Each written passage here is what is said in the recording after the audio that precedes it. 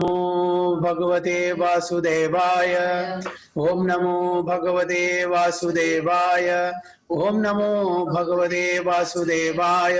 ओम अज्ञानतिमिरान्धस्य ज्ञानाञ्जनशलाकया चक्षुरुन्मिलितं येन तस्मै श्रीगुरुवे नमः।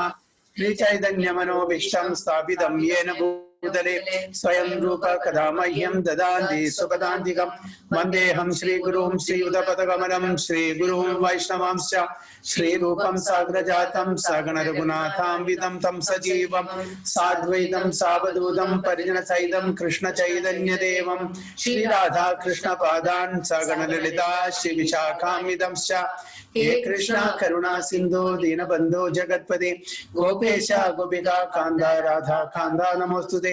तप्त काञ्चन गौरांगी राधे वृंदावनेश्वरी वृषभानुसुते देवी प्रणमामि हरिप्रिये।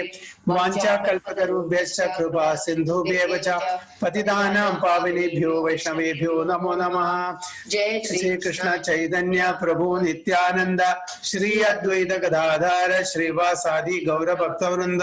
हरे Krishna Krishna Krishna Hare Hare Hare Ram Ram Ram Hare Hare.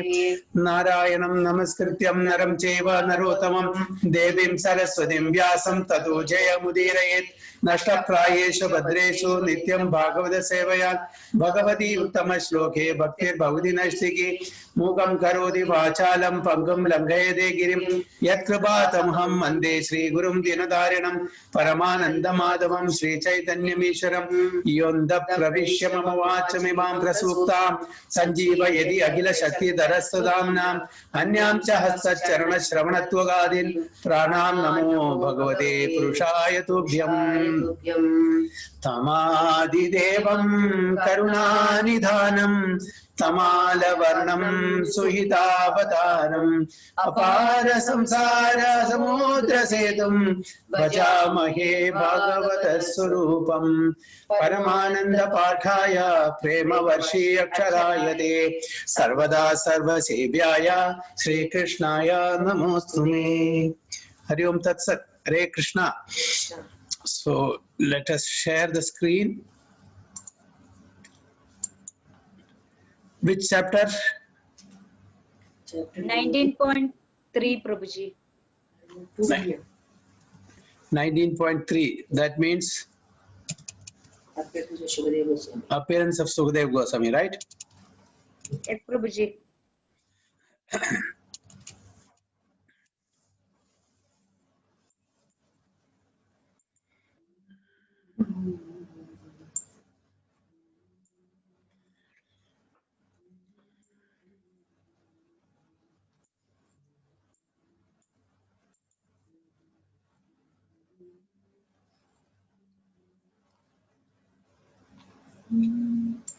Hare Krishna. So we are reading from Srimad Bhagavatam, first canto, chapter 19 and verse number 3. Right, Madaji? Yes, Prabhuji. Okay. 1.19.3. अद्यैव राज्यं बलरुद्धकोशं प्रकोपित ब्रह्मकुलानलो मे दहतो अभद्रस्य पुनर्न मे भूत् पापी पापी पापी यसीधीर् Dwijdev गोभ्या। Yes, Rupeshri Mataji. Hare Krishna Prabhuji. Hare Krishna. अथैव राज्यं बलमृद्धकोशं प्रकोपिता ब्रह्मकुलानलो मे दहात्व अभ्रदृश्य पुनर्न मे अभूत् पाप्यसिद्धिर्द्विज देवगोभ्या. Very good. And Prabhuji is there for translation or is not there? No, Prabhuji, not here. Okay. Baladev Prabhu, translation please. Hare Krishna Prabhuji. Hare Krishna. I am uncivilized and sinful due to my neglect of Brahmanical culture, God consciousness and cow protection.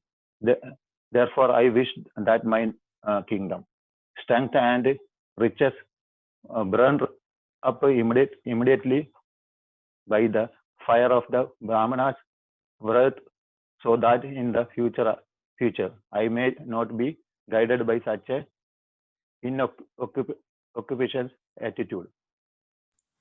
Very good. I am uncivilized and sinful due to my neglect of Brahmanical culture, God consciousness, and cow protection. Therefore, I wish that my kingdom's strength and riches burn up immediately by the fire of the Brahmana's wrath, so that in the future I may not be guided by such inauspicious attitudes. So this is a repentance of Parikshit Maharaj. You know, Parikshit Maharaj is feeling himself that is unqualified to rule the kingdom anymore, because he could not protect the Brahmanical culture, the cows, the citizens. So that's why he's repenting himself. It doesn't mean we should not take it literally, the meaning. You know, he is a very, very pious and Krishna conscious devotee. This is just because of his humility, he's expressing this way. Okay. Progressive human civilization is based on Brahmanical culture, God consciousness, and protection of cows. All economic development of the state by trade, commerce, agriculture, and industries must be fully utilized in relation to the above principles. Otherwise, all so-called economic development becomes a source of degradation. So whatever we are doing, whatever we are performing, you know, be it even material, if we are using in the right way, in Krishna conscious way for devotional service, it is okay. Okay. Or if we are doing the same thing for our own sense gratification, you know, we will be doomed. All that we are doing, you know, be it material or spiritual, it should be for the satisfaction of the Supreme Personality of Godhead only. Then we will be saved. Cow protection means feeding the Brahmanical culture, which leads towards God consciousness. And thus perfection of human civilization is achieved. So these are two main items that we should follow. You know, we should maintain the Brahmanical culture and we should protect the cows. Maintaining the Brahmanical culture means we have to support the Brahmanas. So they are getting whatever they are supposed for their livelihood. Okay, the proper dakshina, proper maintenance, everything, the grahastha people should support them. Then they will not go here and there. They will not be contaminated in their dealings also. If they are protected, if the cows are protected, you know, ultimately everything else will fall in place. So that is the human civilization. The age of Kali aims at killing the higher principles of life. And although Maharaja Parikshit strongly resisted the domination of the personality of Kali within the world, the influence of the age of Kali came at an opportune moment, and even a strong king like Maharaja Parikshit was induced to disregard the Brahmanical culture due to slight provocation of hunger and thirst. So it is just because of the influence of the Kali Yuga, you know, Maharaja Parikshit even was forced to act in such a way, although he is a pure devotee of the Lord, because the influence of Kali has already entered. So Maharaja Parikshit acted in such a way that he did not regard the Brahmanical culture, and as a result of which he was cursed to death within 7 days. From here everything starts, all the problems starts. So Maharaja Parikshit lamented the accidental incident, and he decided that all his kingdom, strength and accumulation of wealth would be burnt up for not being engaged in Brahmanical culture, etc. So he's atoning himself. You know, he's repenting himself for the mistake that he has done. It's not a deliberate mistake that he has done. It is an accidental mistake. You know, it's very clearly mentioned. Maharaja Parikshit lamented the accidental mistake incident, and because of that, he wants to atone himself. So what is he telling? Let all his kingdom, strength, accumulation, wealth, everything be burned up, because he did not engage or protect the Brahmanical culture or protect the cows. So this is the self, repentance that he is taking upon him.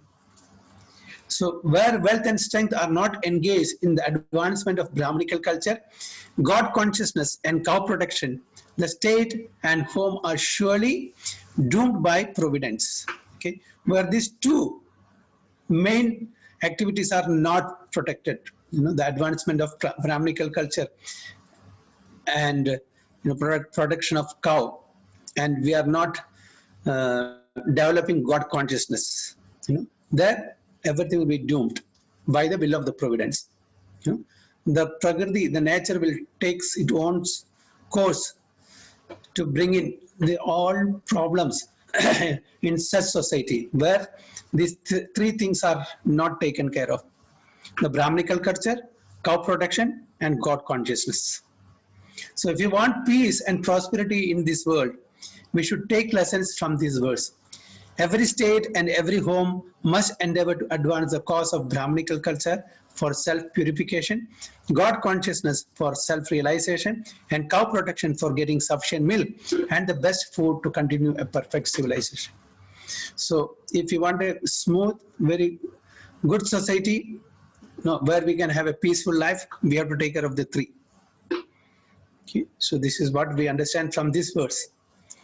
So any points or comments?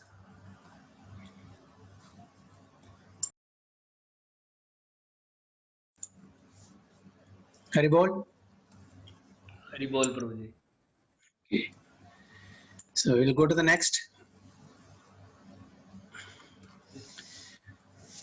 Sachindayan itham atashronod yatha mune sudokto niridis takshakhakhya sasadhu mene nachirena takshaka nalam prasaktasya virakti karanam.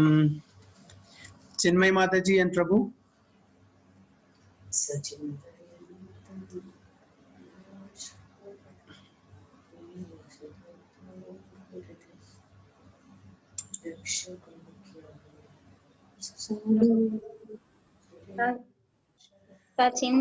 सचिन्तयन्तिस्तमथा शृणोत्यथा मुने सुतोक्तो निरुतिस्तक्तकाख्या ससाधु मेनेन चिरेण तक्षका नलं प्रसक्तस्य विरक्तिकारणम्. Haribol. Prabhuji, translation.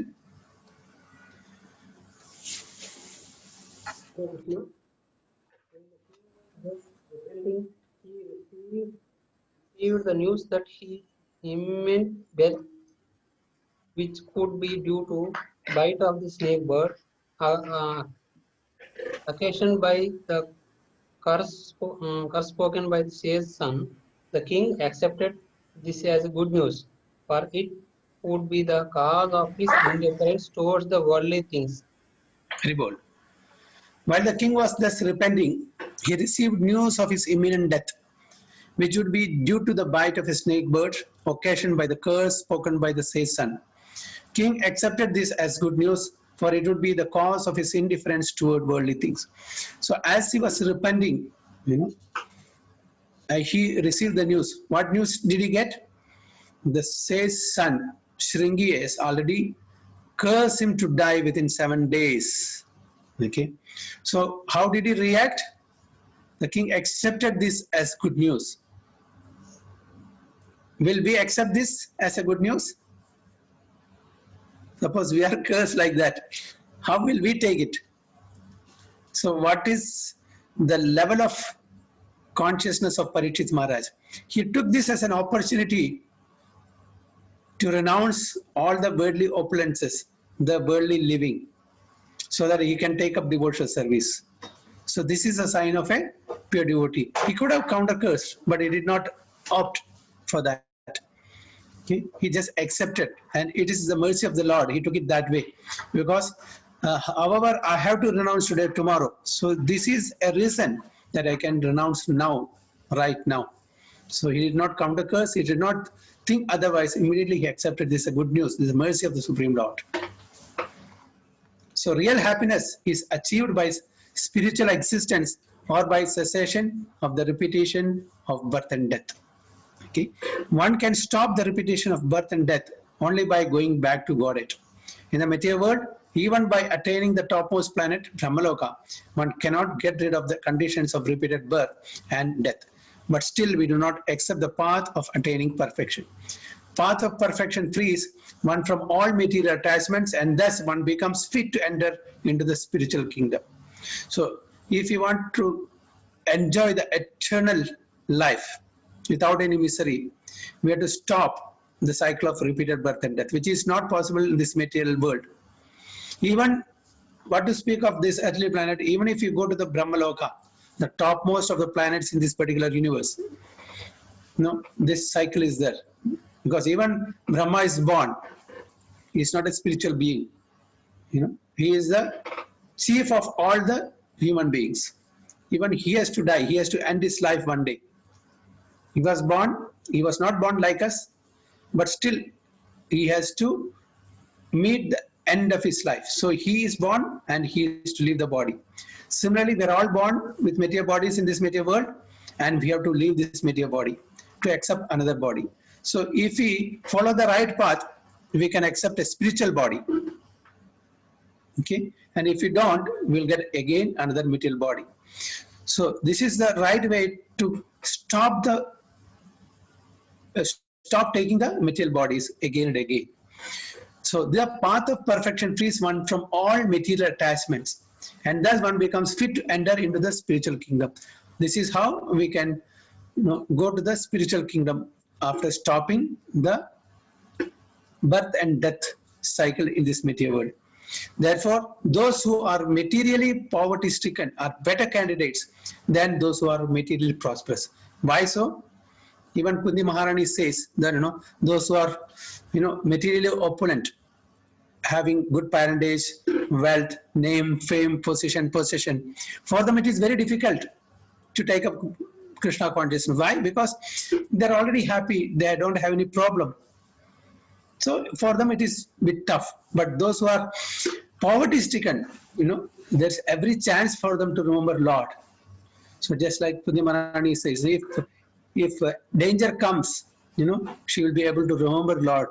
So here, Prabhupada also says in the purport, those materially poverty stricken are better candidates than those who are materially prosperous, because they will ponder upon why I'm suffering this material world, why the other person is not suffering. So what is the way out? How can I get out of these material sufferings? So then they will take a spiritual path. So this is a situation for all poverty-stricken people to take up Krishna consciousness. So Maharaja Parikshit was a great devotee of the Lord and a bona fide candidate for entering into the kingdom of God. So those days, all the kings were pure devotees of the Lord. Okay, they are not ordinary people. Most of the kings were devotees of the Lord. There was some, demonic nature also. Okay. Nowadays, all the kings, now we cannot say kings, all the so-called leaders were supposed to protect the citizens. They're all, plunderers. They're all totally corrupted. So when they are corrupted, how can they lead their prajas or their citizens? It's not possible. So those days, majority of them were all devotees of the Lord. So because they were devotees of the Lord, all the citizens were also guided properly to take up Krishna consciousness. So, but even though he was so, his material assets as the emperor of the world were setbacks to perfect attainment of the rightful status as one of the associates of the Lord in the spiritual sky. Although he was a pure devotee of the Lord, this material opulences were a stumbling block for his advancement. So by the will of providence, this particular thing happened.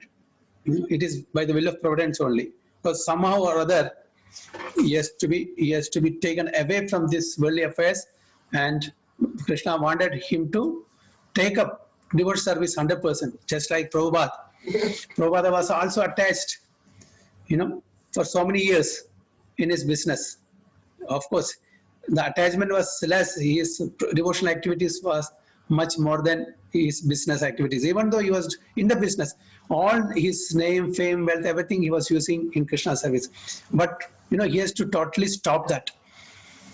Okay? So he made such a situation that he had to leave his home. So that was also mercy of Lord Krishna, that he had to leave his house on a small, very, very petty thing.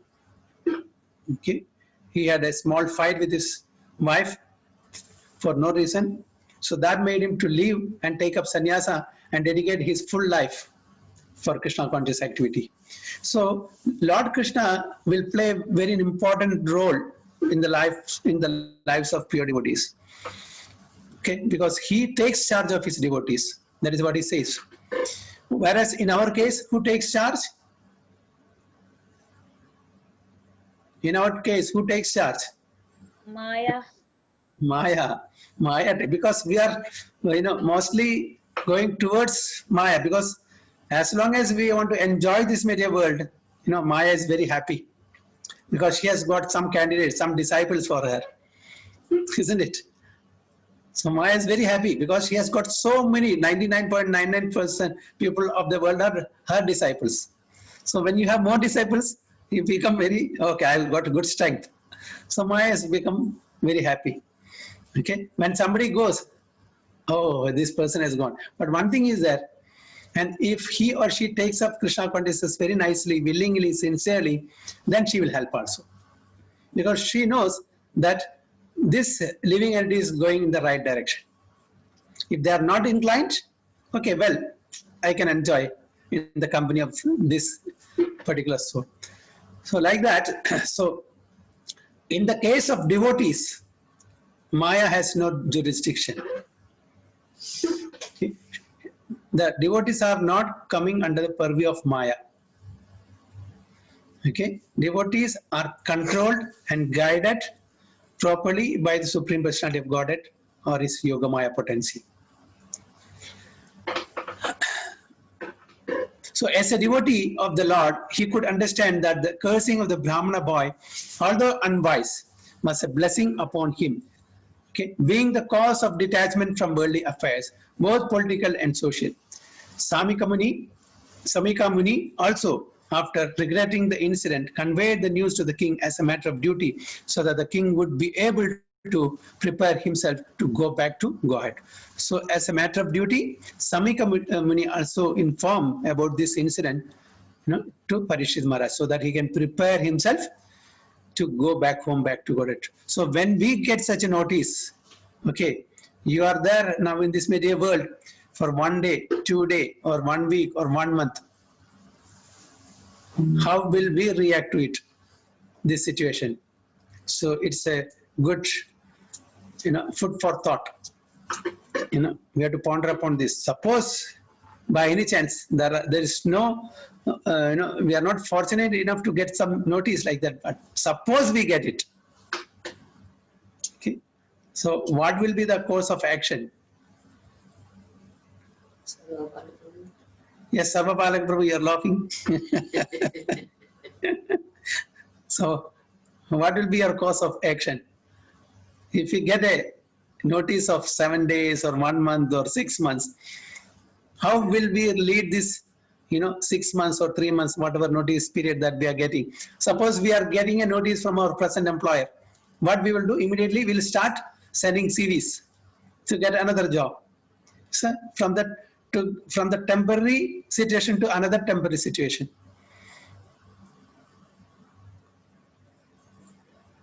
But in this case, Prabhuji, we cannot have, use any CV, or we cannot get any new job. Yes. Anyway, okay. So this we have to ponder upon. Suppose we get it, and how are we going to, live this last few days of our life? Okay. So this is a real, food for thought. Prabhuji, Hare Yeah. Krishna, Prabhuji. Hare Krishna. Pranam. Prabhuji, I heard somewhere, I don't remember exactly where, but it was said that suppose if we know when we are going to be, leaving the body, Yes. if we get a clue, if all the people around the world get a clue when we are going to leave the body, Yes. I think they say that world will be a better place. Everybody will be behaving better. Yes, some of us maybe, because most of us, even though we know, see, yes, we are sure as we progress, in age. We are going to live one day. That's for sure. So it's a matter of days or few months or few years. Okay, that is as far as the age is concerned. But in the Kali Yuga, the age is not a matter. Okay, it is immaterial because anybody at any point of time can leave the body. Even a newborn baby is, leaving the body. Yes. So every day we have to think, and when we get up early in the morning, we should thank God, yes, one more day. Yes, Prabhuji. So Definitely. if every one of us thinks that way, then world will be a better place. But unfortunately, nobody thinks that way. Just like as the Smashan Vairagya, when some of our relatives, leaves the body, we go to the crematorium. After the cremation is over, at that point of time, we will be having the virakti. Yes. Okay. So what's the point of life? See, he did so much. He had to leave everything behind. And similarly, me also. We'll have till we come home, that virakti will be there. Once we come home, then back to square again, isn't it? Yes. Status Yes. quo. Yes. So this is there in everybody's case. Every one of us knows that it's a matter of time, maybe days, months, or years. But we have to leave the body for sure. But especially in our case, we are not sure. At least in the olden days, they will not die young. They know they will live for so many thousand years, because the untimely death was not there in the earlier ages. Yes, Prabhuji.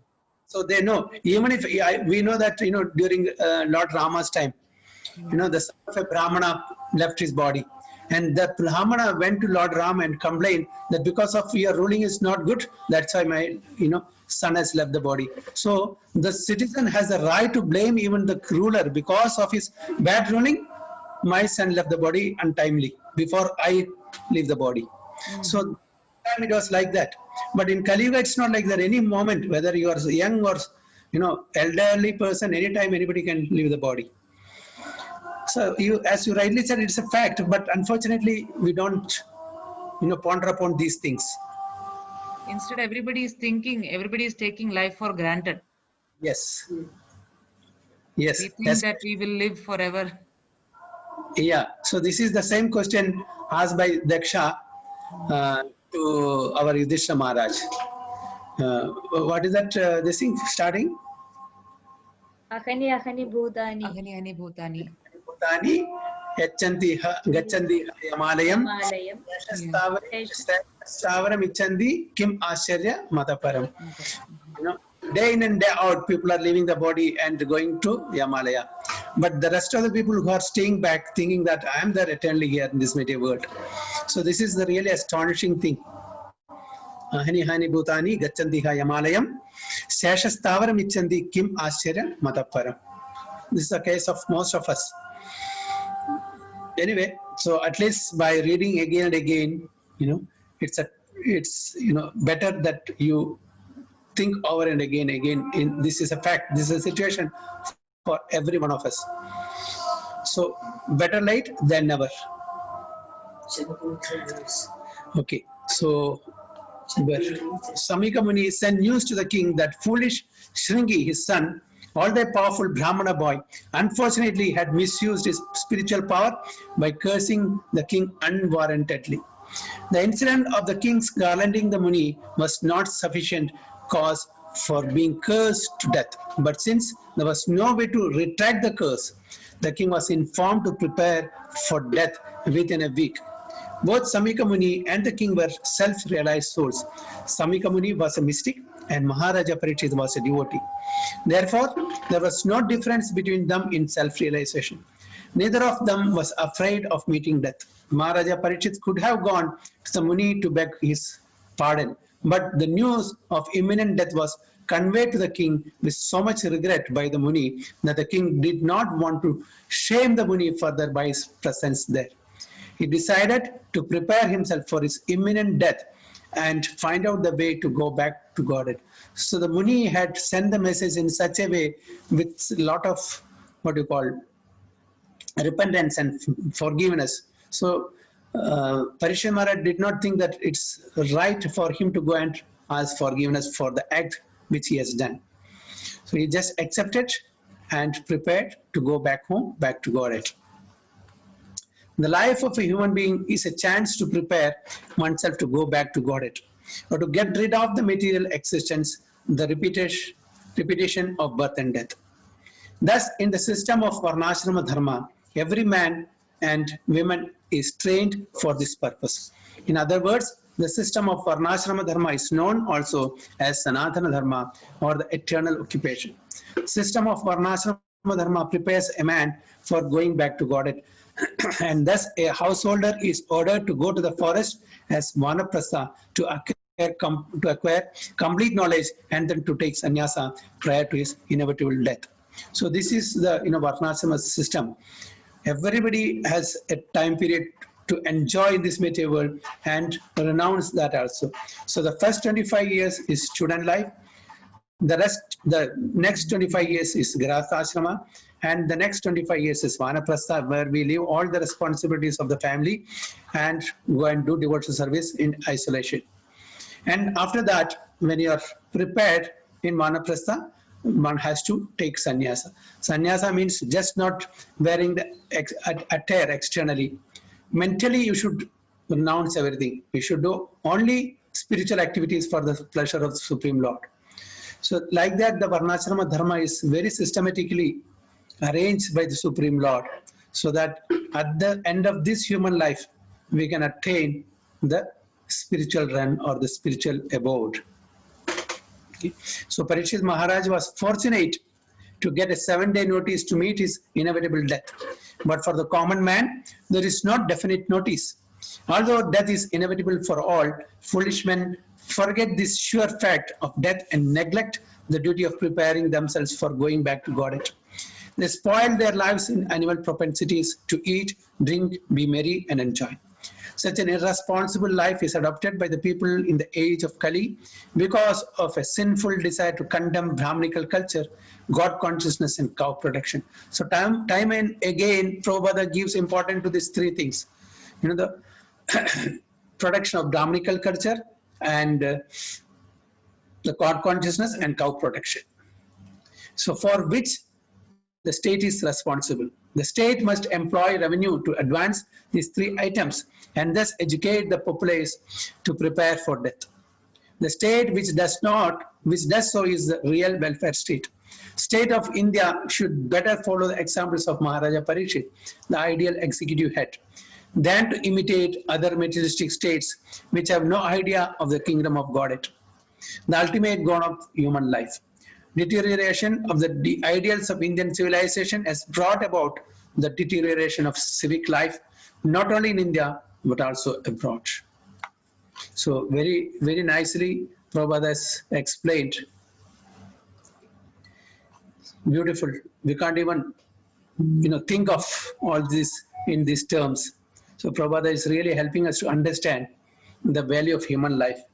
How we can stop the cycle of birth and death.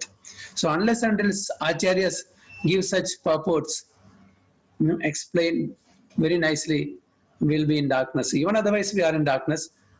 Even after reading, still we are, we want to be in darkness. So that is our position. Just imagine, so if you are not guided properly like this, by Acharyas like Srila Prabhupada, what would be our situation? So any comments or points which I have not covered? Wonderful purport, Prabhuji. Yes, very wonderful purport. Okay. Prabhuji, at least we are aware, Prabhuji, we are in darkness. I think before we were not even aware we are in darkness. Yeah, good Mataji. So we'll move to the next. Prabhuji, Amarendra Prabhu used to tell in his classes, like Sripad Ayindra Prabhu used to tell that whenever we chant the rounds, we should think that this is my last round. After this round, I am going to die. So that should be the mood. I mean, that much focus or importance we have to give in the chanting. This is what he used to quote in many lectures I have heard about. So with that intensity, we'll chant. Just like the Gokarna had no other option, no other choice. He has to come out of that ghostly body. So with the intensity he was listening the Srimad Bhagavatam discourse by not Gokarna, Dundugari. Okay, the Dundugari, with what intensity he was listening the Bhagavata Saptaham rendered by Gokarna. So same Bhagavatam was listened by others also, but did they get moksha? No. So the intensity with which Dundukari heard was totally different. So as you rightly said, so every round that we are chanting, we have to think in our mind, this is my last round. So that's a good message, Prabhuji.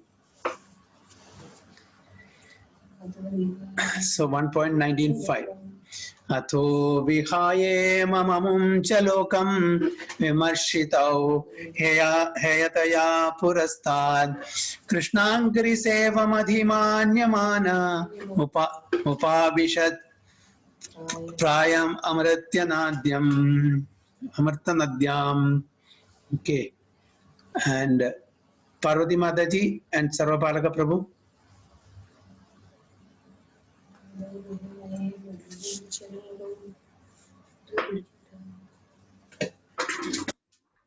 Hare Krishna Prabhuji.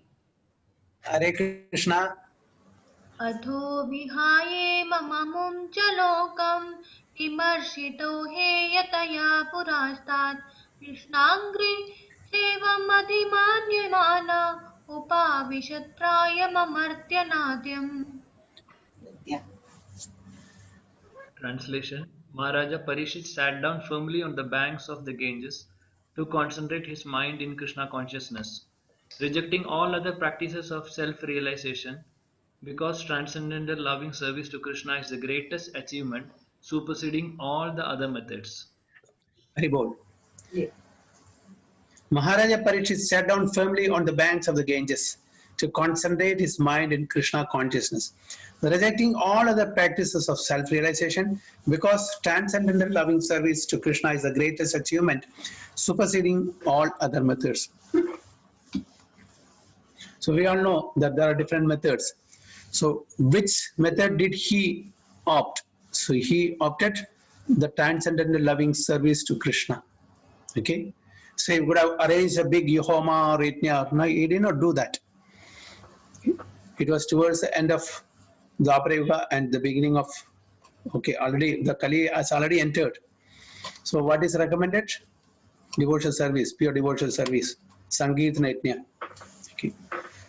So for a devotee like Maharaja Parishit, none of the material planets, even the topmost Brahmaloka, is as desirable as Goloka Vrindavana, the abode of Lord Sri Krishna, the primal Lord and the original personality of Godhead. This earth is one of the innumerable material planets within the universe, and there are innumerable universes also within the compass of the Mahat Tattva. Okay. The devotees are told by the Lord and his representatives, the spiritual masters or acharyas, that not one of the planets within all the innumerable universes is suitable for the residential purpose of a devotee. So this we have to understand. Okay, the devotees are told by the Lord and his representatives, the spiritual masters or acharyas, that not one of the planets within all the innumerable universes is suitable for the residential purposes of a devotee. So the total material world we have to reject. Whether it is a Brahmaloka or any loka for that matter, it is not meant for a devotee. A devotee always desires to go back home, back to Godhead, just to become one of the associates of the Lord in the capacity of servitor, friend, parent, or conjugal lover of the Lord, either in one of the innumerable Vaikuntha planets or in Goloka Vrindavana, the planet of Lord Sri Krishna. All these planets are eternally situated in the spiritual sky, the Paravyoma, which is on the other side of the causal ocean, within the Mahat Tattva. Maharaja Parikshit was already aware of all this information due to his accumulated piety and birth in a high family of devotees, Vaishnavas, and thus he was not at all interested in the material planets. Modern scientists are very eager to reach the moon by material arrangements, but they cannot conceive of the highest planet of the universe. But a devotee like Maharaja Parikshit does not care a fig for the moon, or for that matter, any of the material planets. So when he was assured of his death on a fixed date, he became more determined in the transcendental loving service of the Lord by complete fasting on the bank of the transcendental river Yamuna, which flows down by the capital of Hastinapura in Delhi state. Both the Ganges and the Yamuna are Amartya transcendental rivers, and Yamuna is still more sanctified for the following reason. So where was this discourse took place? Where did this discourse take place? On the bank of the Ganges or on the bank of Yamuna? Haribol? Yamuna Prabhuji, Delhi. Yes, it is Yamuna, on the bank of Yamuna. But whenever we say, even though it is Yamuna, we say on the bank of the Ganges. I think the same verse or previous verse he said on the bank of the Ganges. Yes, Prabhuji, some places it is said Ganges. So here in this case, although it is mentioned as Ganges, it is Yamuna only, because it's also the Lord's holy river, Yamuna also. There are 7 holy rivers. So one of that is Yamuna. So actually this has taken place on the Ganges of Yamuna. Both the Ganges and the Yamuna are Amartya, transcendental rivers, and the Yamuna is still more sanctified for the following reasons. Okay. So any points here? Now here in the translation it is mentioned on the banks of the Ganges, isn't it? Okay, where it is? Amartya Nadyam, on the bank of the transcendental river, the Ganges or the Yamuna. That within bracket Prabhupada has given the Ganges or the Yamuna. So actually this has taken place on the bank of Yamuna only. Okay, so any comments or points? Okay, we'll go to the next. Ya vai lasachiri tulasi vimishra krishnangri renu abhyadi kambu netri punati lokan ubhayatra seshan kastamna sevida marishyamanaha. Rajeshwar Prabhu and Mataji. Hare Krishna Dhanapranam Prabhu. Hare Krishna Dhanapranam. Yavai Vashittu Tulasi Mitra Krishnani Renvapya Vikambu Netri Sunati Lokanu Bhayatra Senam Kastamna Seveta Marishyamanaha. Hare Krishna. Translation Mataji is reading. The river by which the king set the fast carried the most auspicious water, which is mixed with the dust of the lotus feet of the Lord and tulsi leaf. Therefore, the water sanctifies the 3 worlds, inside, earth, and outside, and even scientific Lord Shiva and other demigods. Confused, everyone who is destined to die must take shelter of the river. Very good. The river by which the king sat to fast carries the most auspicious water, which is mixed with the dust of the lotus feet of the Lord and tulasi leaves. Because Lord Krishna was playing every day in the Yamuna water. Even he was carried by Vasudeva from Mathura to Gokula, crossing over the Yamuna. So even Yamuna Devi touched the lotus feet of Lord Krishna at that time.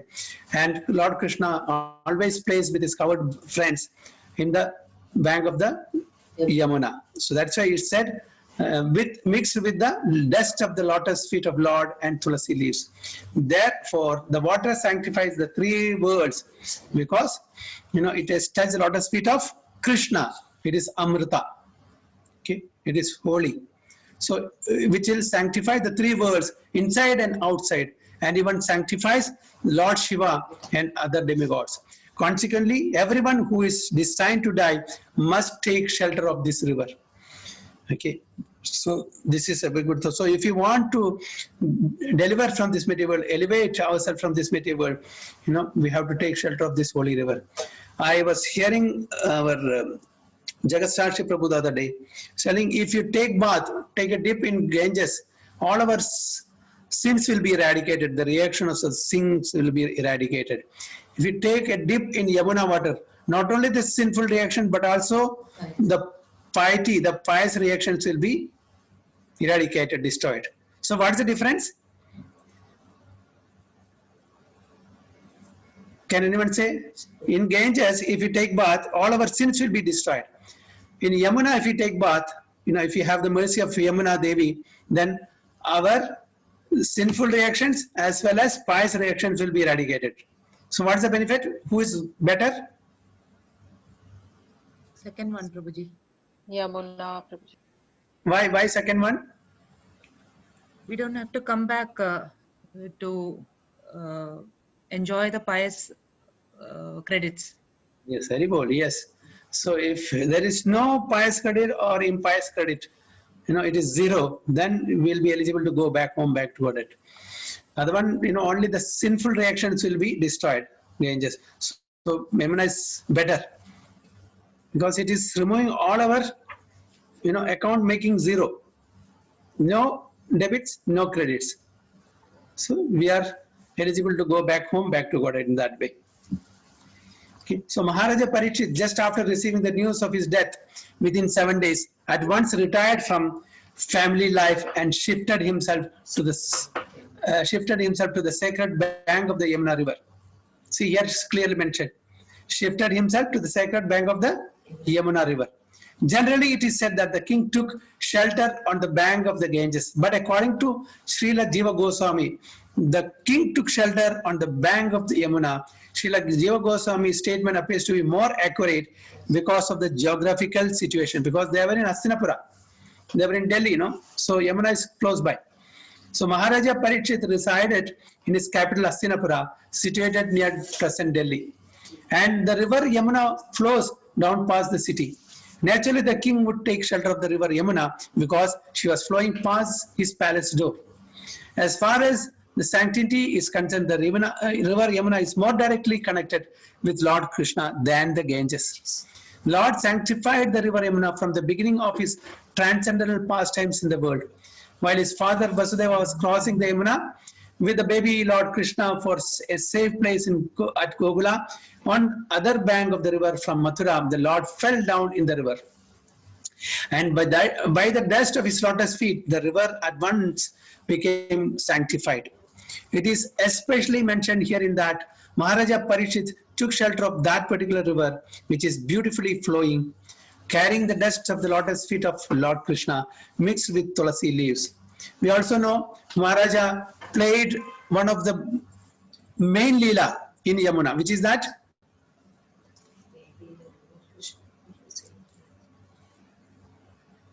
Which is that Leela he played in the Yamuna. Kaliminakana, Prabhuji. Which one? Kaliminakana. Yes, Kaliya Mardana. No? So he did this pastime in Yamuna river. So Lord Krishna's lotus feet are always besmeared with tulasi leaves, and thus as soon as his lotus feet contact the water of the Ganges and the Yamuna, the rivers become at once sanctified.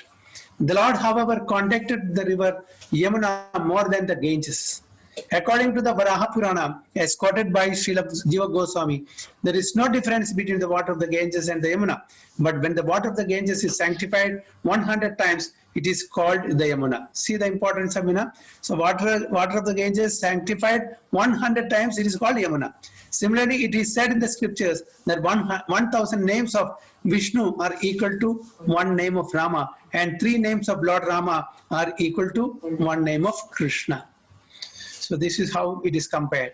100 times more holiest of Ganges is Yamuna, and similarly 1,000 names of Vishnu is equal to 3 times Rama, and 3 times Rama is equal to 1 name of Krishna. So that is the importance of chanting Hare Krishna Mahamantra also, because in which Krishna is referred all the words. Okay, so we are getting more benefit by chanting Hare Krishna Mahamantra. So any points or comments? Hare Krishna, Prabhuji. Hare Krishna. Prabhuji, while doing Achaman and all, we use Ganga water. Why don't we use Yamuna water in that case? Yeah, it's a good question. But usually the Ganga water, for purification, we are using this. Everywhere in all the Shastras also it is given like that. But only as far as devotees are concerned, especially in this case, since Maharaja Parikshit is close to Yamuna river, so the probability and the chance, is that he has taken shelter of Yamuna only. He doesn't have to go and search for Gangas, which is far away, because this is the place where Lord Krishna grew up playing in that particular river. And as per Prabhupada is quoting Jiva Goswami here. Okay, Jiva Goswami is also an authority. So, and even if you think logically, and this is supposed to be. And another thing we have to understand, even Yamuna, when we are referring the holy rivers, usually they take it as Ganges. And Ganges, it is flowing many other parts of India also, but it is not in different names. Bhagirathi, Alagananda, Mandagini, these are all part of Ganges only. So in other words, so this is holy river, and this is stated in the Shastra. So for our purification, Achamana, for all purificatory process, we are taking the Ganga Jal. Yamuna Jal also okay. Because here in in the Shloka, Prabhupada, when he says it is Ganges, in the purport he says Yamuna. See, this is just to show that it's one and the same. But at the same time, there is some speciality for Yamuna. That is what he has explained in this verse. Okay, thank you. And in Bhagavad Gita, he says of all holy rivers, not Bhagavad Gita, Bhagavatam. Nimna Ganam Yada Ganga, Vaishnavanam Achyuto Yatha, Vaishnavanam Yatha Shambho, Purananam Idam Tata. Okay, for all the flowing rivers, I am Ganga.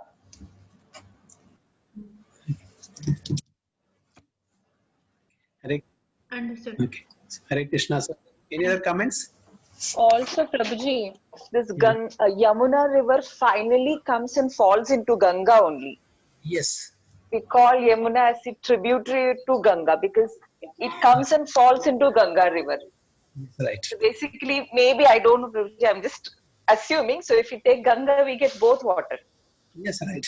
Absolutely. I don't know whether it's right or wrong. I just know this term, like it comes and falls into Ganga. This is the 3 rivers, Ganga, Yamuna and Saraswati, right? Yeah. So this is the Triveni Sangam. So ultimately everything enters into that. And this is happening in, I think finally it is merging in Calcutta. That's what I remember Jagat Sashi Prabhu was telling. Right? If I'm not mistaken. Allahabad Prabhu. No, that is Triveni Sangam. Finally, it is, entering this ocean somewhere in Calcutta, I think. Recently in the Darshanam, I was listening. Prabhu, regarding Yamuna Ganga, difference actually, we gone to Badrinath Kedarnath. That time, we are along with us one Bhakta Ashray Maharaj there, Prabhu. He came with us. And one day he's taking next to the bank, in the bank of the Ganga Yamuna, river is taking class to us. That time what happened, he told one story. Those days all these kings like Akbar is like his little favor to Hindus like that is showing, but outwardly what happened, he told one day he contested that you among you decide which is Ganga is first or Yamuna is first, who is the first priority. Then all the sadhus, everybody is two into. Some people are telling Ganga, some people are Yamuna. That time is fight happened. And immediately, conclusion point of view, then same thing that Jiva Goswami they call that time. And what he told, the Ganga is the Dasi of the Yamuna, like that Jiva Goswami told. So how Dasi you can't compare with Yavrani. Yeah. Vijay Goswami explained to, then they declare that Yamuna is the top in the presence of the Akbar. Yes, Like that Prabhuji. he told. Yeah, Krishna played in Yamuna more than, see, Krishna, the Supreme Personality of Godhead, played in Yamuna more than Ganges. It is in front of his house only. The Yamuna is flowing. So most of his pastimes are on the bank of Yamuna. So that is, one of the important thing or significance that we have to understand. And Jiva Goswami, defeated others' argument, and he emphasized Yamuna is better than, this is just technically, but as far as they are concerned, all are holy rivers. And Akbar also gave him some award for defeating the others' argument. What did he ask in return when he defeated other arguments? Akbar asked, what do you want? Anyone remembers? Jiva Goswami asked for paper to write literatures. That time it was very difficult to get papers. So he asked for papers to write literatures. So this is what he asked in return. Hare Krishna. So Akbar was somewhat favorable. He helped the Hindu kings to build temples and other things by giving Lakshmi. But then immediately after that, the Shah Jahan, then Aurangzeb, more than 3,000 temples he destroyed in Vrindavan. Anyway, so this is the story of Ganga and Yamuna. Hare Krishna. So let us go to the next. Hare Krishna, Prabhu. Yeah. Prabhu, Aurangzeb would be eternal customer of Yamaraja, Prabhu. Okay. We don't know this. It's maybe a pastime for us to, get awakened. We don't know. Hari Hari Bol. To protect our Sanatana Dharma. Everything has a cause and effect, isn't it, Prabhuji? Yes, Prabhu. Yes, very much, Prabhu. So 1.19.7. Iti vyavachida sa pandaveyam prayopavesham prati vishnu padyam dadho mugundagri mananya bhavo munivrato mukta samasta sangham. And who else? Simi Mataji. Hare Krishna, Prabhuji. Hare Krishna. Iti vyavachidya sa pandaveya prayopavesham pradi vishnu padyam dadau mukundagrim ananya bhavo muni vrado mukta samasta sangha. Archana is there? Or Manoj Prabhu? Anyone?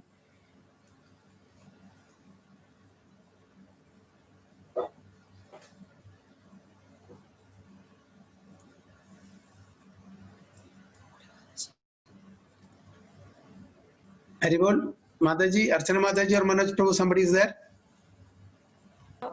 1 minute, Prabhuji. Yeah.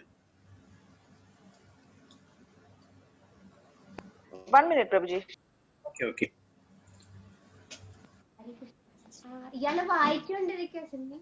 Hello. Hare Krishna. Hare Krishna, yeah. Translation. Yeah, Prabhuji. Yes, Prabhuji. Thus the king, the worthy descendant of the Pandavas, decided once and for all and sat on the Ganga's bank to fast until death and give himself up to the lotus feet of Lord Krishna, who alone is able to award liberation. So freeing himself from all kinds of associations and attachments, he accepted the vows of his sage. Haribol. Thus the king, the worthy descendant of the Pandavas, decided once and for all and sat on the Ganges bank to fast until death and give himself up to the lotus feet of Lord Krishna, who alone is able to award liberation. So freeing himself from all kinds of associations and attachments, he accepted the vows of his sage. So immediately he sat on the bank of the Ganges and started fasting until death. Okay. And who alone is able to award liberation. So it is very clear from this no one else except Lord Krishna or Mukunda can award us liberation. Others can help us to a certain extent. The devotees can help us. Tulasi Maharani can help us. Okay? But they cannot award directly liberation. They can recommend our case. They can show us the right path, guide us. But who can give us liberation? Mukunda. Only Mukunda. Okay? Nobody else. When Shiva tells this to Parvati, my dear Devi, if you want anything and everything, I can award you except one thing, that is Mukti. If you want Mukti, you have to approach Mukunda, who is the giver of Mukti. So here, who alone, you have to underline that, who alone is able to award liberation. So the water of the Ganges sanctifies all the three birds, including the gods and the demigods, because it emanates from the lotus feet of the personality of Godhead Vishnu. Lord Krishna is the fountainhead of the principle of Vishnu Tattva, and therefore shelter of his lotus feet can deliver one from all sins, including an offense committed by a king unto a Brahmana. So it can deliver all sins, including the offense committed by a king unto a Brahmana. Maharaja Parikshit therefore decided to meditate upon the lotus feet of Lord Sri Krishna, who is Mukunda, or the giver of liberations of all descriptions. The banks of the Ganges or the Yamuna give one a chance to remember the Lord continuously. If you see all the civilization that has come into existence is on the banks of the holy river only.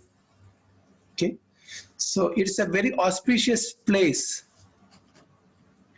near the holy rivers. It's very auspicious. So it's very good for our spiritual practices also, very serene. Mostly all like-minded people who are at least in the mode of goodness stays there and try for attaining the supreme personality of Godhead. So the banks of the Ganges or the Yamuna give one a chance to remember the Lord continuously. Maharaja Parikshit freed himself from all sorts of material association and meditated upon the lotus feet of Lord Krishna. That is the way of liberation. To be free from all material association means to cease completely from committing any further sins. So it should not be like the elephant taking bath, or like us. We do sinful activities and we repent, and after that again we do, then again repent. It should not be an ongoing process. Once we know that it's a sin that we are doing, we should stop there and never do that sin again. Okay? Deliberately and knowingly we should never do that. Why we are repenting? Because we have done something wrong. That's why we are repenting or atoning. So once we know that what we have done is wrong, we should never repeat such activities again. Otherwise it's of no use. So to meditate upon the lotus feet of Lord means to become free from the effects of the previous sins. The conditions of the material world are so made that one has to commit sins willingly or unwillingly. And the best example is Maharaja Parikshit himself, who was a recognized sinless pious king.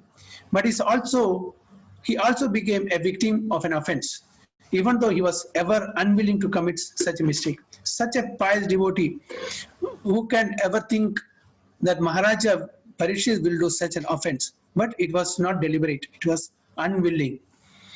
He was cursed also, but because he was a great devotee of Lord, even such reverses of life became favorable. Principle is that one should not willingly commit any sin in his life and should constantly remember the lotus feet of Lord without deviation. Only in such a mode will the Lord help the devotee make regular progress toward the path of liberation and thus attain the lotus feet of the Lord. Even if there are accidental sins committed by the devotee, the Lord saves the surrendered soul from all sins as confirmed in all the scriptures.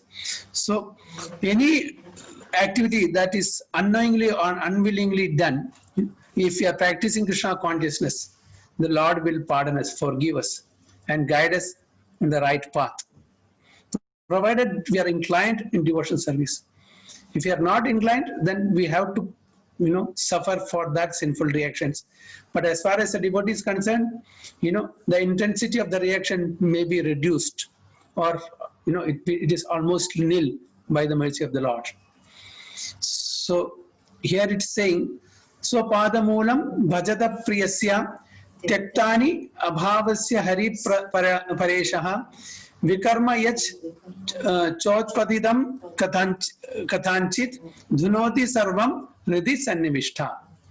Okay, this is from Bhagavatam 11.5.42. Okay, dhunoti sarvam hridi sannivishtas. Dhunoti means cleaning. Sarvam, everything, whatever that kalmashas that we have in the heart will be totally cleansed.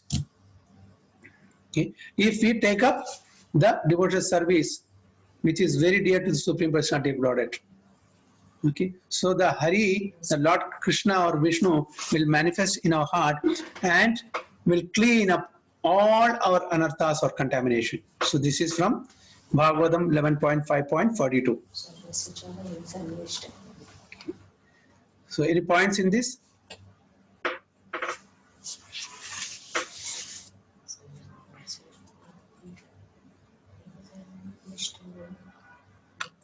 Haribol?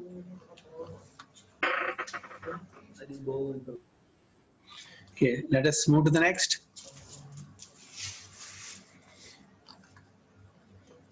तत्रोपचाक्मोद्भुवनं Punhana महानुभावा मुनयस्य शिष्या प्रायेण तीर्थाभिगामपदेशै स्वयं हि तीर्थानि पुनन्ति सन्तः. Satkirti Prabhu and Mataji.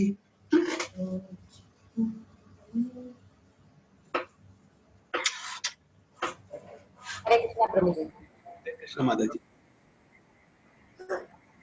तत्रो बजाग्मुर्भुवना पुराणा महानुभावा मुनया सशिष्या प्रायेण तीर्थाभिगमापदेशे स्वयं हि तीर्थानि पुनन्ति सन्तः.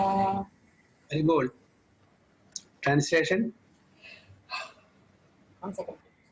Prabhuji, can you move down, Prabhuji? Please.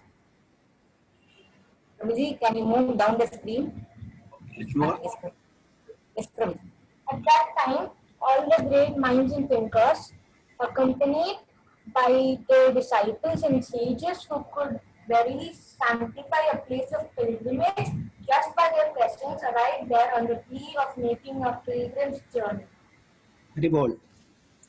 At that time, all the great minds and thinkers, accompanied by the disciples and sages who could verily sanctify a place of pilgrimage, just by their presence, arrived there on the plea of making a pilgrim's journey.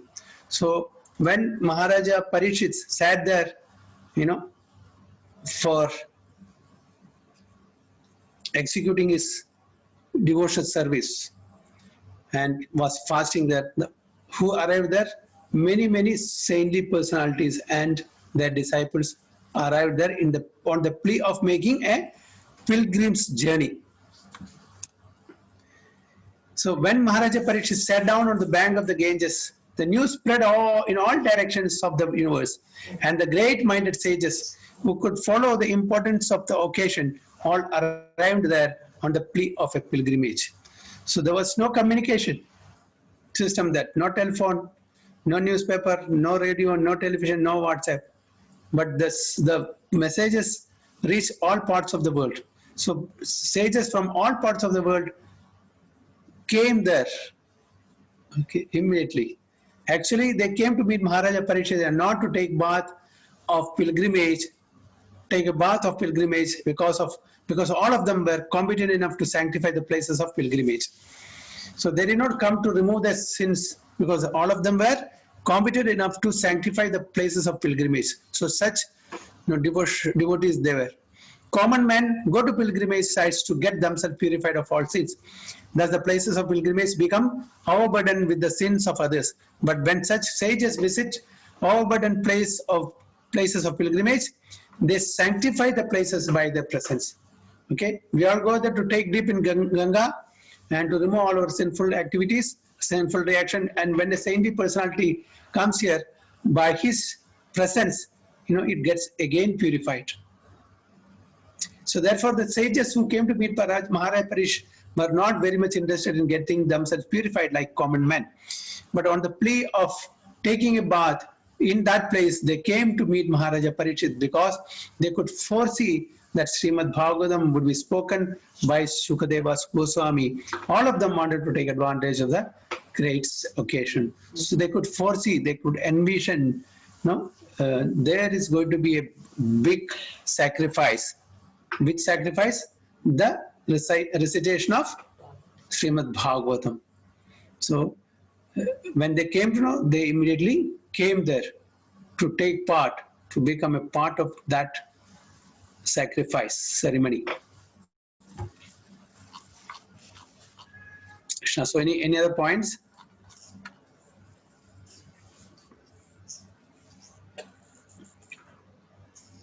Very well. We'll go to the next.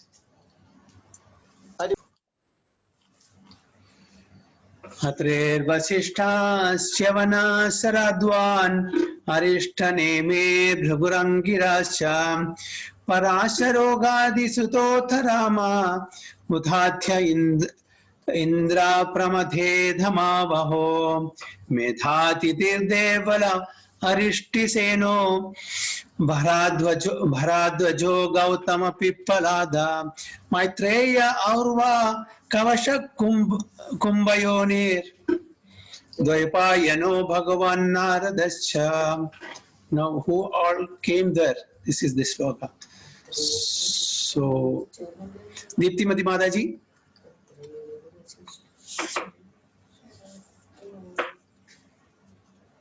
Atrirvasishtascha vanasaradvan arishtanemir pragurangirascha parasharogadi sudhotarama utatya indra pramatet mavahau meithaditirdevala arishthesheno Bharadwajo Gautama Pippalada Maitreya Aurva Kavasha Kumbhayonir Dvaipayano Bhagavan Naradascha. Very good. Translation, Mataji. From different parts of the universe, there arrived great sages like Atri, Chaivana, Sharadvan, Arishtanemi, Bhrigu, Vasishta, Parashara, Vishwamitra, Angira, Parashurama, Utatya, Indrapramada, Idmavahu, Medhatithi, Devala, Arishtishena, Bharadwaja, Gautama, Pippalada, Maitreya, Aurva, Kavasha, Kumbhayoni, Dvaipayana, and the great personality Narada. Very good. So from different parts of the universe, there arrived great sages like Atri, Chavana, Saradwan, Arishtanemi, Bhrigu, Vasishta, Parasara, Vishwamitra, Angira, Parashurama, Utatya, Indrapramada, Idmamahu, Medhatiti, Devala, Aristishena, Bharadwaja, Gautama, Pippalada, Maitreya, Aurva, Kavasha, Kumbhayoni, Dvaipayana, and the great personality Narada. So they have taken the important personalities who arrived at that place. Now Prabhupada is giving a brief description of each personality. Chavana, a great sage and one of the sons of Bhrigu Muni. He was born prematurely when his pregnant mother was kidnapped. Chavana is one of the 6 sons of his father.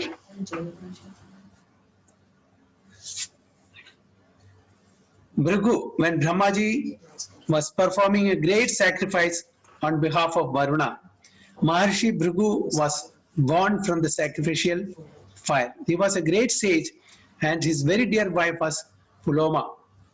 He could travel in space like Durvasa, Narada and others.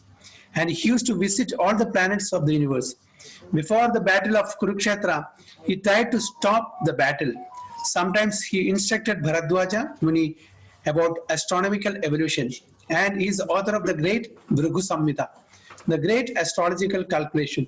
He explained how air, fire, water, and earth are generated from ether. He explained how the air in the stomach works and regulates the intestines. As a great philosopher, he logically established the eternity of the living entity, Mahabharata. He was also a great anthropologist, and the theory of evolution was long ago explained by him. He was a scientific propounder of the 4 divisions and orders of human society known as the Varnashrama institution.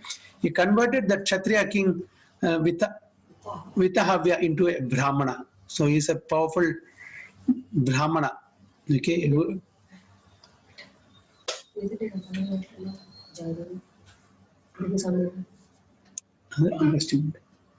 Okay, so this is a brief discussion of Bhrigu Muni. Vasishtha, okay, see Srimad Bhagavatam 1.9.6. So he has not repeated. So if we want to know more about Vasishtha, we have to refer 1.9.6. Okay, I think we already read this. We have gone through many of these sages. Parasara, he is the grandson of Vasishtha Muni and father of Vyasadeva. Okay, so he is the grandson of Vasishtha Muni and father of Vyasadeva. He is the son of Maharshi Shakti, and his mother's name was Adrishyati. He was in the womb of his mother when she was only 12 years old. And from within the womb of his mother, he learned the Vedas. His father was killed by a demon, Kalmashapada, and to avenge this, he wanted to annihilate the whole world. He was restrained, however, by his grandfather Vasishtha. He then performed a Rakshasa killing yajna by Maharshi Pulastya, but Maharshi Pulastya restrained him. He begot Vyasadeva, being attracted to Satyavati, who was to become the wife of Maharaja Shantanu. But by the blessings of Parasara, Satyavati became pregnant for miles. He was present also during the time of Bhishma's death. He was a spiritual master of the Maharaja Janaka and a great devotee of Lord Shiva. He is the author of many Vedic scriptures and sociological directions. Ghati Sudha or Vishwamitra, a great sage of austerity and mystic power. He is famous as Ghati Sudha because his father was Ghadi, a powerful king of the province of Kanyakubja, part of Uttar Pradesh. Although he was a Kshatriya by birth, he became a Brahmana in the very same body by the power of the spiritual achievements. He picked a quarrel with Vasishtha Muni when he was a Kshatriya king and performed a great sacrifice in cooperation with Matanga Muni, and thus was able to vanquish the sons of Vasishtha. He became a great yogi, and yet he failed to check his senses and thus was obliged to become father of Shakuntala, the beauty queen of world history. Once, when he was a Kshatriya king, he visited the hermitage of Vasishtha Muni and he was given a royal reception. Vishwamitra wanted from Vasishtha a cow named Nandini, and the Muni refused to deliver it. Vishwamitra stole the cow, and thus there was a quarrel between the sage and the king. Vishwamitra was defeated by the spiritual strength of Vasishtha, and thus the king decided to become a Brahmana. Before becoming a Brahmana, he underwent severe austerity on the bank of the Kaushika. He was also one who tried to stop the Kurukshetra war. Angira is one of the 6 mental sons of Brahma and the father of Brihaspati, great learned priest of the demigods in the heavenly planets. He was born of the semen of Brahmaji, given to a Sindar in fire. Muttatya and Samavarta are his sons. It is said that he is still performing austerity and chanting the holy name of Lord at the place known as Alokananda on the banks of the Ganges. Parashurama, see Srimad Bhagavatam 1.9.6, which we already covered. Udatya, one of the 3 sons of Maharshi Angira, he was a spiritual master of Maharaja Mandhata. He married Bhadra, the daughter of Soma, moon. Varuna kidnapped his wife Bhadra, and to retaliate the offense of the god of water, he drank all the water of the world. Medhatiti, an old sage of yore, an assembly member of the heavenly king Indradeva. His son was Kanva Muni, who brought up Shakuntala in the forest. was promoted to the heavenly planet by strictly following the principles of retired life Vanaprastha. Devala, great authority like Narada Muni and Vyasadeva. His good name is on the list of authorities mentioned in Bhagavad Gita, and Arjuna acknowledged Lord Krishna as the Supreme Personality of Godhead, which is that verse everyone knows that. Ashido Devalo Vyaso Swayam Chaiva Pravishime. Right? Yes, Prabhu. Yeah, so it is mentioned, his name is mentioned as one of the great sages even by Lord Krishna in Bhagavad Gita. I mean, not Lord Krishna, Arjuna in Bhagavad Gita. He met Maharaja Yudhishthira after the battle of Kurukshetra, and he was the elder brother of Dhaumya, the priest of the Pandava family, like the Kshatriyas. He also allowed his daughter to select her own husband in a Swayamvara meeting, and at that ceremony, all the bachelor sons of rishis were invited. According to some, he is not Ashita Devala. Okay. Bharadwaja, see Srimad Bhagavatam 1.9.6. So he is also, briefly given in 1.9.6. Gautama, one of Prabhuji, yes. Bharadwaja is Dronacharya's father. Yeah. I think same one. Bharadwaja. I think same. If you refer to that 1.9.6, it will be more clear. Because there are two Bharadwajas, if I'm not mistaken. So this could be Dronacharya's father. If you can refer right now, we can clarify that doubt. Because all these personalities, their background and situation, it's very difficult for all of us to remember. Unless one wants to study it in depth, it is very difficult. So many personalities. Who can remember all these things? Very difficult. Yes, Prabhuji, Drona, he is the father of Drona. Okay, yeah, very good. So Gautama, one of the 7 great sages of the universe. Saradwan Gautama was one of his sons. Persons in the Gautama Gotra dynasty today are either his family descendants or in his disciple succession. The Brahmanas who profess Gautama Gotra are generally family descendants, and the Kshatriyas and Vaishyas who profess Gautama Gotra are all in the line of disciple succession. He was the husband of the famous Ahalya, who turned into stone when Indradeva, the king of the heaven, molested her. Ahalya was delivered by Lord Ramchandra. Gautama was the grandfather of Kripacharya, one of the heroes of the battle of Kurukshetra. Kripacharya survived the battle or not?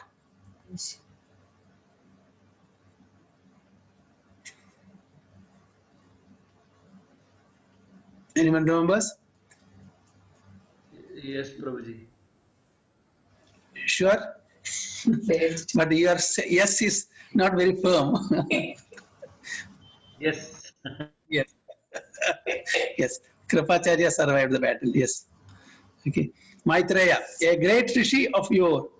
He was the spiritual master of Vidura and a great religious authority. He advised Dhritarashtra to keep good relations with the Pandavas. Duryodhana disagreed and thus was cursed by him. He met Vyasadeva and had religious discourses with him. So Maitreya and Vidura we know very well, because in the Srimad Bhagavatam, Vidura Vacha, Maitreya Vacha, this is their, the conversation between Vidura and Maitreya is, many are there. So, so this is the brief description. If any one of you are interested to know more, one has to go in deep into it. This is history, very difficult to remember all these names and their relation, their situations. Some of them we know, some of them it's very difficult to remember. Because why we know? Because these are repeated again and again in somewhere in the discussions of Srimad Bhagavatam. So that's why we remember. But some similar names are also there.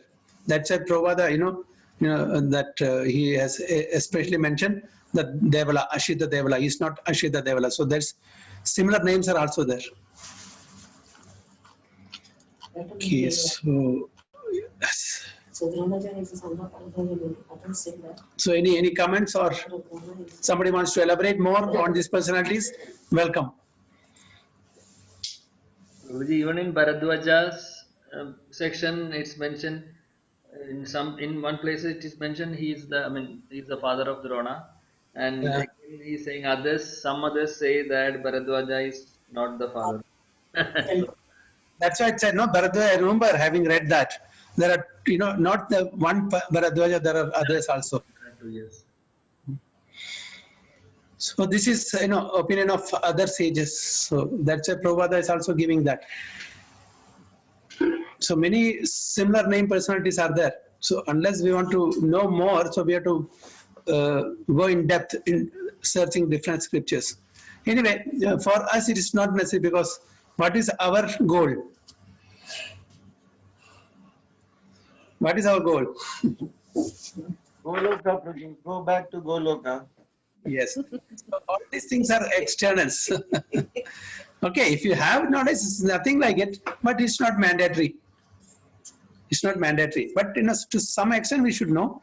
But to know the details of each and every personality is very, very difficult. Forget about these personalities. If you ask the grandfather's grandfather, anyone remembers?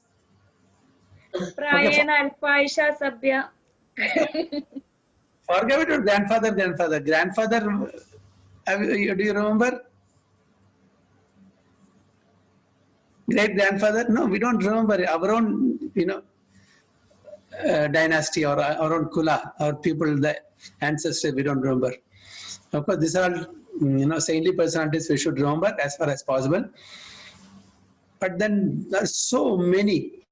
Even when we read Chaitanya Charitamrita, the branches of Nityananda Prabhu and Chaitanya Mahaprabhu, so many names. It's very, very difficult, and similar names. So we have to read. It's not that we should not read it. We should read it, because even by taking the names, we'll be purified. So one should not skip. Oh, these are all only names of some devotees. No, we should read it. Whatever we can grasp, we can grasp. But then we should read it, because this is for our own purification. There are many, many names, repeated names. In the place where they stay, where they are staying, what is the distance?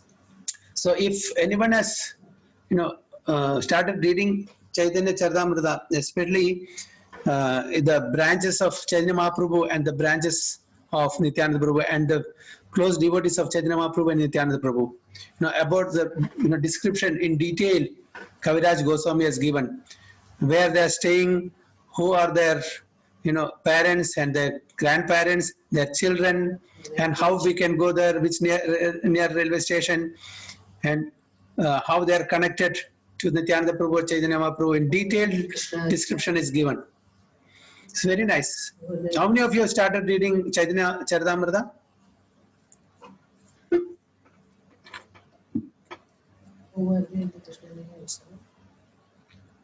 Haribol? Anyone from this assembly?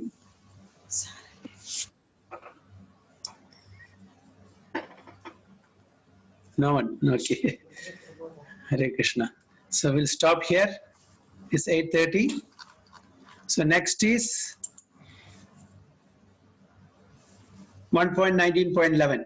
Okay, please mark it. I'm stopping here. The share. Please put on your video.